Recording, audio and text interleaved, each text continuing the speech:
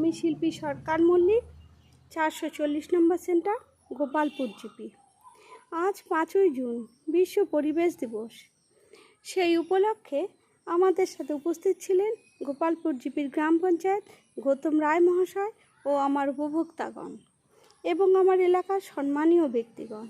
একটি পথসভার মাধ্যমে কিছু গাছ লাগানো হলো এবং একটি বার্তা পৌঁছে দেওয়া হলো, একটি গাছ একটি প্রাণ, সবাই মিলে গাছ লাগান, এবং সবাইকে চকলেট বিতরণ করা হলো।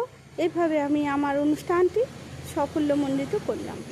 ম্যাডাম, কত নম্বর সেন্টার? 440, গোপালপুর গ্রাম পঞ্চায়েতের 440 নম্বর অঙ্গনওয়াড়ি সেন্টারের যে ম্যাডাম আছেন, শিল্পী মল্লিক ম্যাডাম, ওনার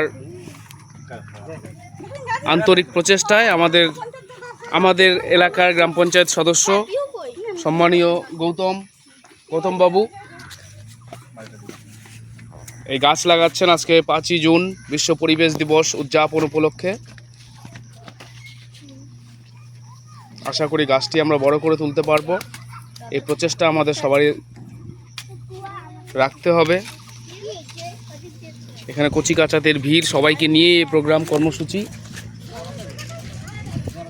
বাকি